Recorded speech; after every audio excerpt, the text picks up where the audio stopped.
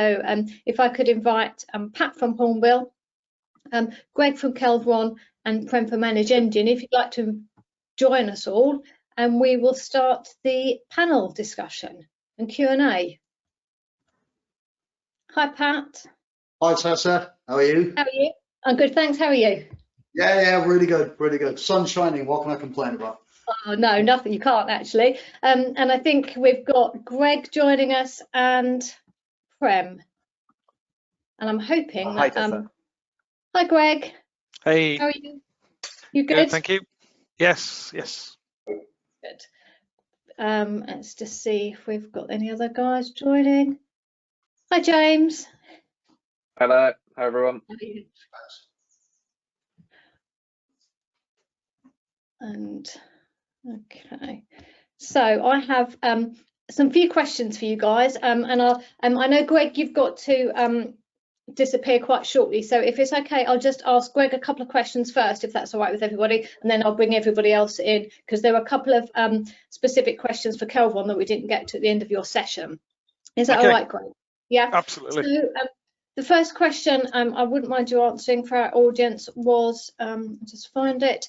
It says, what about security?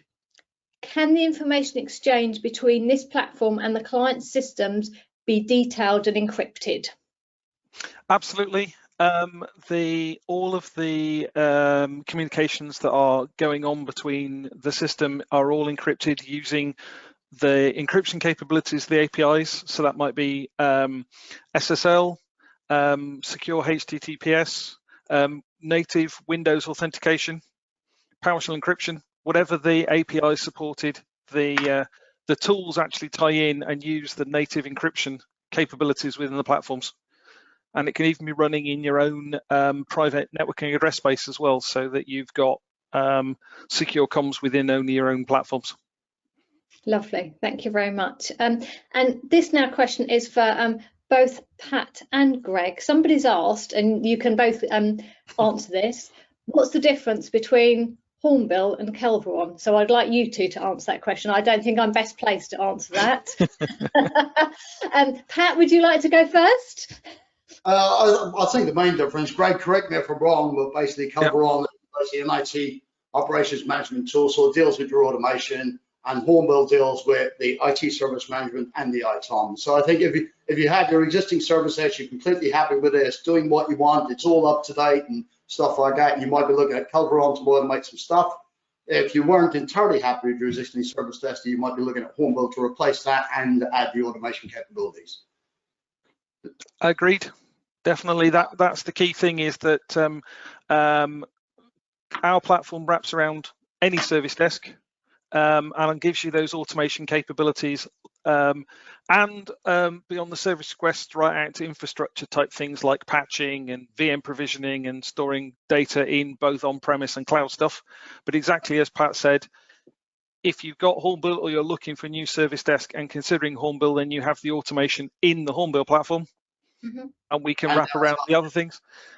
But equally, we've got Hornbill customers who integrate that with our platform as well, so that you can have the Hornbill as the self-service front-end type capability, as Pat demonstrated, and then tying into our existing collateral and pre-built solutions, driving through the Kelviron platform. Okay, lovely. Thank you very much. Thanks, guys.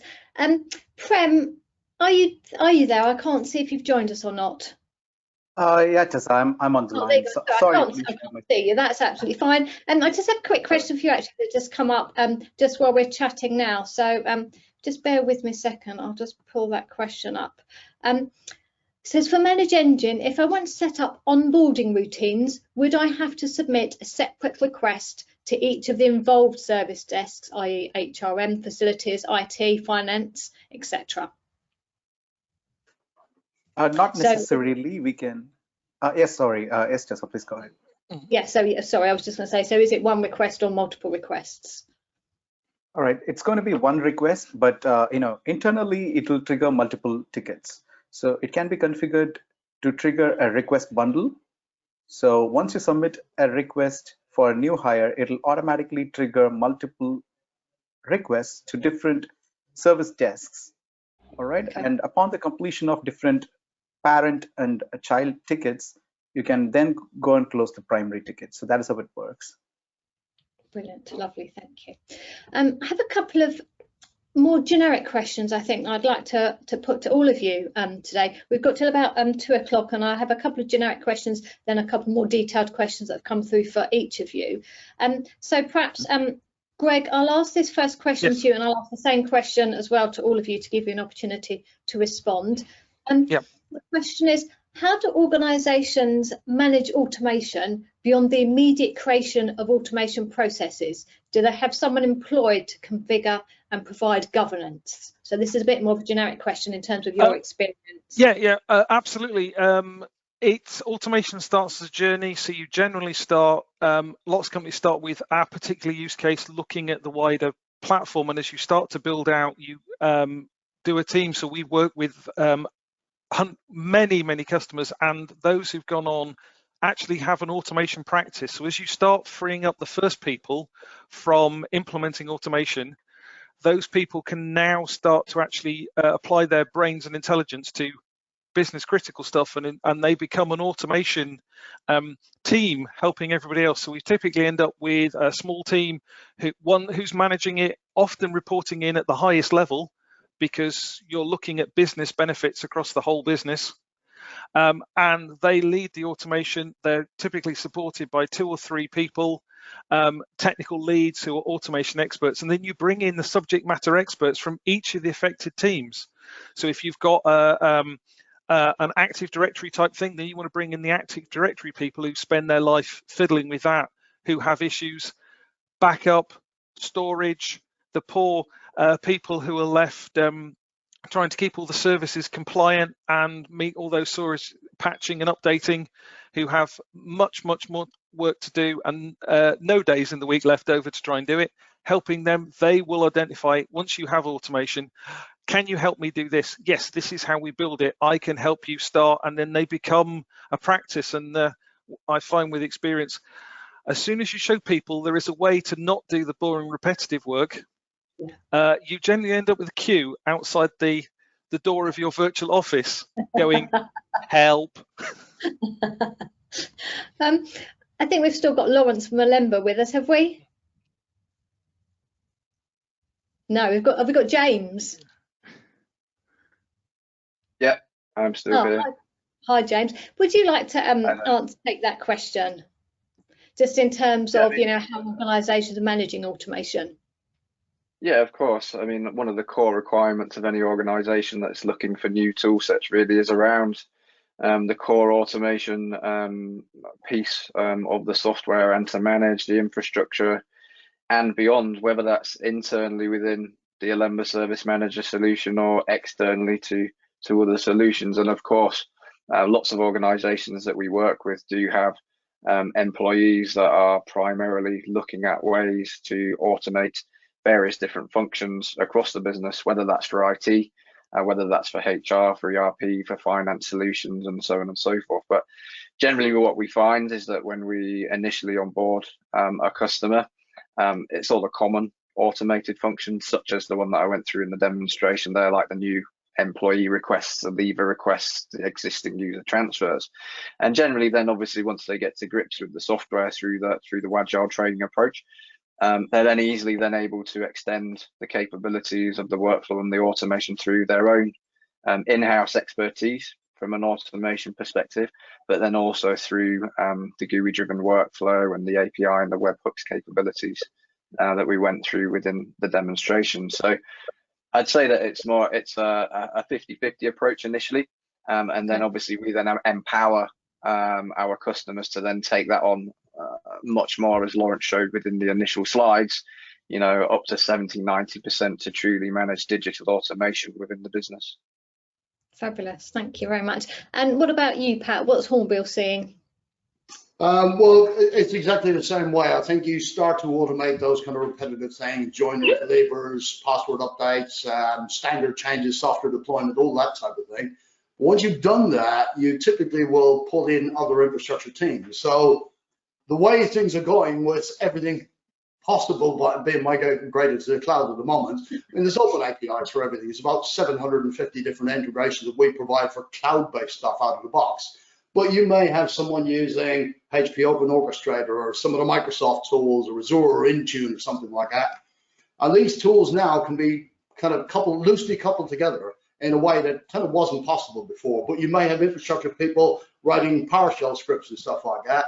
So all of these tools now can actually leverage all of that capability. So you're not throwing it away. You can still do all of that. And it's a question of maturity. So you start with the easy stuff. The more you automate, the more people realize, oh, we could also automate this and this and this.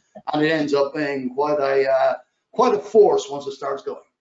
Yeah, it's interesting because when we ran the poll today, we asked where organisations were on their automation journey, and kind of 50% were still figuring it out, you know, where they should begin. And actually, one of the questions that's come through, and actually I'll start with you, Pat, is how much content do you have available to help me start? You know, where do I start and how do I accelerate my automation journey? It's pretty easy. I mean, there is some really low-hanging fruit there. I mentioned it already, you know, the account updates, all of that stuff. It's pretty easy to get that going. And the thing is, now you don't necessarily need specialist skills. I'm sure I wasn't around for the demo this morning, but I'm sure Steve demonstrated, just basically click on the link from Microsoft Azure, create user, and that's it. That's all you need to do. There is nothing to write. All the variables are exchanged between the two systems. So starting at that end makes it really quite straightforward. And it's the 80-20 rule. You know, you don't have to do a hell of a lot to actually remove an awful lot of drudge, an awful lot of manual tasks. So from that point forward, I'd say there's your starting point. What's the stuff you're doing? Your service management tool will give you a good idea of the stuff that you're doing that you shouldn't be doing anyway. And most people know in any event. So there's your starting point. Once you get there, you'll find infrastructure teams wanting in on the mix. Fabulous. And can I perhaps ask that same question to Prem, really? I suppose how much support, how much content can you give people when they're starting out, if they're really new to this? Oh, yes. So everything begins with the out-of-the-box integrations offered by the products. So we have seen a lot of people starting to use the out-of-the-box integrations to perform automation. So that is the place where they start, and then it becomes organic. All right. So as and when they have a problem, they approach us and ask if it is possible to integrate with another application which is not offered as an out-of-box solutions. So we also try to solve these problems one at a time. And we saw a lot of dependency with third-party solutions like Python, PowerShell scripts, and etc. But since we are moving towards the cloud solutions, we decided to reduce the dependencies, and that's why we package the product with a proprietary programming language that allows our customers to write code directly in the product to perform integration with third-party solutions, making use of our APIs, which is very similar to that of JavaScript. And we have seen a lot of customers effectively utilizing the help documents that we provide for the Delude scripting language, which is prepackaged, and could see a lot of automation and integration is happening around with all these inputs that we have shared. And particularly, since people have started working with a single screen, when they're working from home, so they have to do a lot with one screen, and that has given a push to, perform a lot of integrations and, initiate their automation journey. Okay, lovely. Thank you very much, Prem. And talking about, I suppose, integration out of the box, Pat, do you have an idea of understanding of kind of how many tools Hornbill integrates with? There's about 750 to 800 different integrations that come. That's just the iBridge side of things. So that's just basically cloud-based services, the standard APIs that we talk to. But then there's a whole plethora behind the firewall tools, including our own ITOM tool, that we also can kind of run packages on, deploy software, do all those bits and pieces. So to be honest, these days it's almost endless. I mean, we've even got our Hornbill community, we've got customers basically sharing their processes, sharing their automations, that type of thing. So this stuff is not inaccessible anymore. It's pretty easy to do. Okay, and I suppose when you're talking about community, and if you look at, I suppose, an ESM context, I suppose automation integration can be applied right across other business units, can it?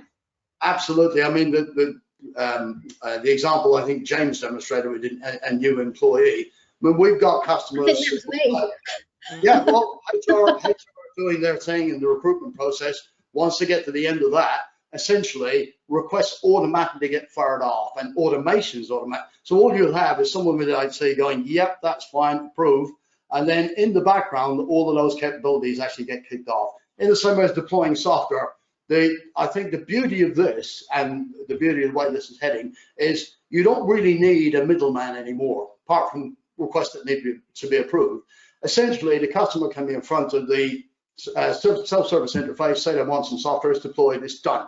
Tickets closed, nobody's touched anything apart from the customer just requesting it.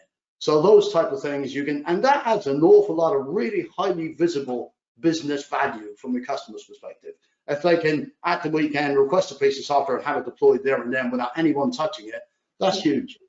Yeah, that's incredible. And I think this question is for Prem. You mentioned in your presentation, you were talking about the different ESM instances in Service Plus, that you have different licenses. Can you just explain? I've had a question, if somebody asked if you could just explain how that works. Oh, sure. Yes, Service Desk Plus is available in 3 different editions, meaning we have a standard edition which comes with the essentials of incident management and reporting. And we have got a mid variant, which is the professional edition, which comes with the essentials plus asset management capabilities, which can be used to manage even the non-IT assets. And we have the full-blown version, the ITIL-ready version, just called the Enterprise Edition. Now, different departments' requirement would be different, right? So if HR wants only the essentials, they can get a standard license for their instance.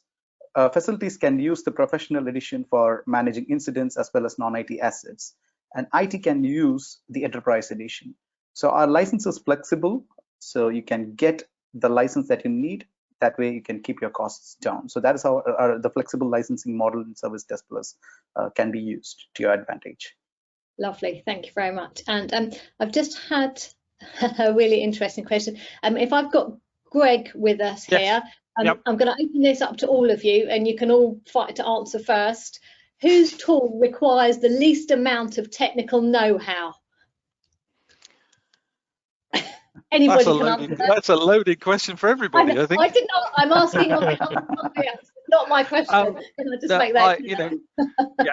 I think everybody's demonstrated that what we're all doing in this session is it's low code, no code development. So we're dragging and dropping. So the whole focus is around not being a development platform where you need to be a coder with 20 odd years of experience to build something. We're all talking about dragging and dropping activities onto the screen and configuring them and using the APIs that are out there wrapped and configured. And it just comes down to the language or the capabilities that you're using. So in the case of Kelviron, ours is based around the PowerShell, and the PowerShell frameworks are out there, but dragging and dropping PowerShell commandlets and activities on that are forms driven, rather than writing PowerShell scripts where you need to be a coding guru to actually put all this together. So you're leveraging that massive framework that's out there to pull those bits together, but then also integrating with other tools. There are plenty of tools out there, and you will find teams who've got something with Python doing something, and they'll have something with PowerShell, and they'll have something with another platform, like Pat was saying, with HP automation engine or something like that, and it's wrapping them with those with an engine that will integrate to everything and making these heavy lifting tools do what they need.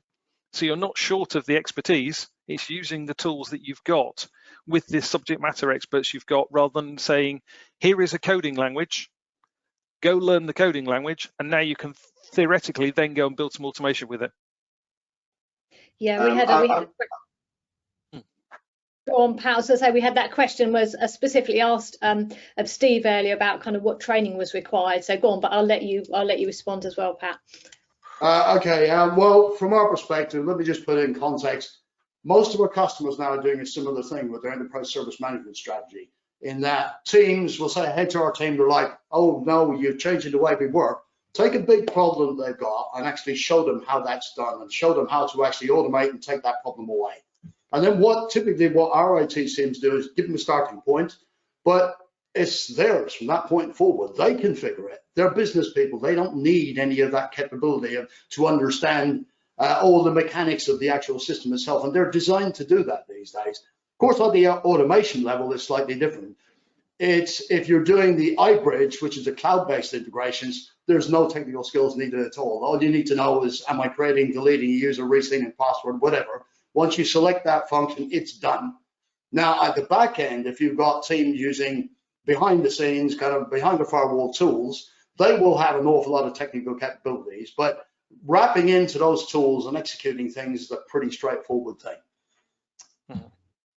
Okay. Would anybody else like to comment? Prem or James?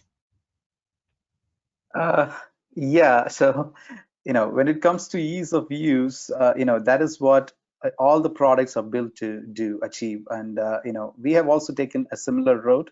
So we wanted to give majority of the options through graphical user interface. And, that's what we are trying to achieve in 99 to 100% of all the modules in Service Desk Plus. And yeah, so when it comes to ease of use, we keep upgrading, and we keep adding more options that can be performed using the graphical user interface. And you have seen that in the demonstration. We have got the graphical workflow builder, pretty much everyone has, and adding more options, contextual operations that you can perform through the graphical workflow builders and the proprietary programming language, and everything adds more value and makes it easier. And I would like to second Patrick on that. We have seen a lot of cross-pollination that's happening between different departments through the ASM strategy. So we have seen some of the customers letting the IT guys to review the processes of HR and finance, and if there is an automation required to overcome a bottleneck, they are now trying to find a way to do it, improvise the processes. And that's the route which our customers are taking, and I have seen and observed in many cases. And given the graphical user interface, which now allows us to reduce programming and go with a low-code model, enables even the non-IT departments to implement automation without any intimidation. Yeah. Lovely, thank you very much. Was there anything you wanted to add to that, James, at all? Hi, Tessa, can you hear me? Oh, now we've got Lawrence. Hi, Lawrence. Would you like to add to that? We haven't heard from you yet. I had a little trouble getting on there, but yeah, no, I was just, if I could take that question, just say, yeah, no, absolutely. I mean, one of the things we've done at Alemba is really, there's two things to what we've done. One is, over the life cycle of the product, we've added as much functionality out of the box as possible. So therefore, everything is a configurable option in the admin system, which is the easiest way to do it. But we've also made the product extensible by pushing the Azure Logic platform to its absolute limits. So we integrate very, very deeply into that, and it allows you to extend the functionality of the product in Logic apps, which can be built in Excel type formulas or code if you have the skill sets to do it, but you can do either or. And that allows you to really do anything you want to do in the product, but without proprietary knowledge like some of our rivals where you have to learn their product. This is using while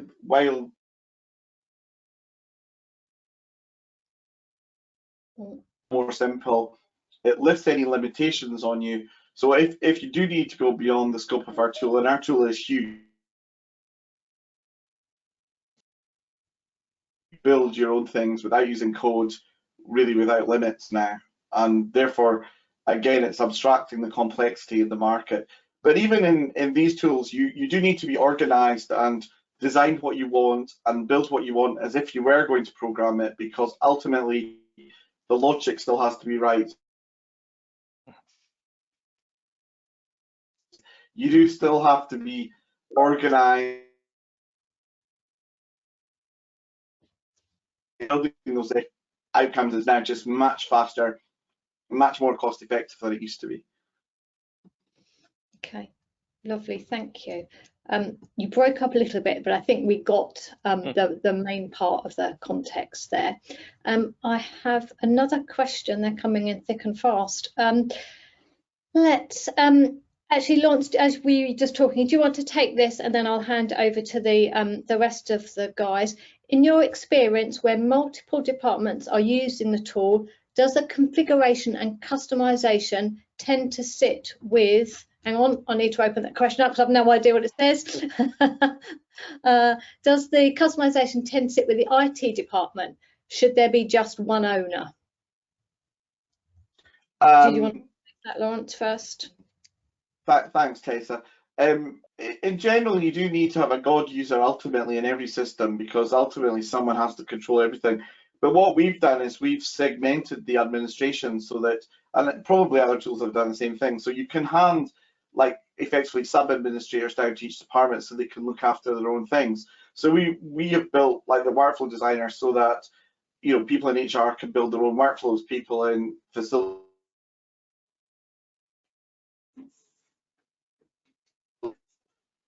you know, you want to decide what is facilities, then that's where it comes back up to the God user. Okay, thanks. And Pat, is that the same experience for you?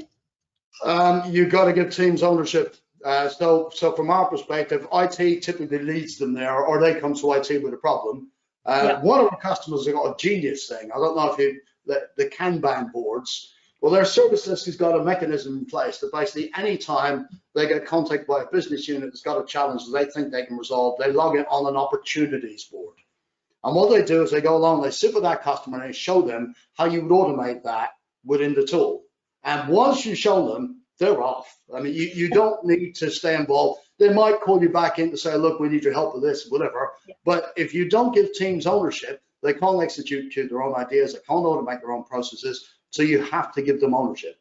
And that's not a challenge for most of the tools that are out nowadays. What I would say to you, look behind the canvas, the nice little workflow designers. If you want to figure out how to automate something, and how to integrate with other stuff, ask a vendor to show you how you set that up from scratch and what's the process and what's actually needed, and that will give you all the information you need about how complex or comprehensive the tool actually is.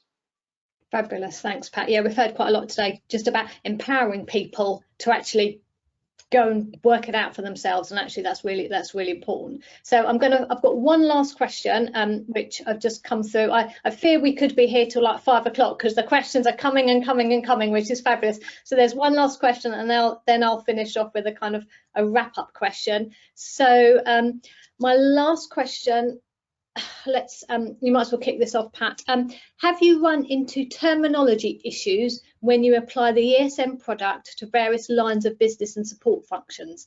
Have the original IT teams been acceptable? For example, a primary team in a municipality? No, again, in the same ways you got to give teams ownership of their own kind of processes and ability to execute their own ideas, they need to use their own terminology. So if you're trying to apply the concept of incidents and stuff like that, that doesn't work in a HR or facilities context. They have to be able to use their own terminology, and the tool must give you the flexibility to be able to do that. Because if you try and force on, if it's not a good fit, they won't use it. They go back to what they've always used. So yes, it needs to be able to be personalized right across the piece.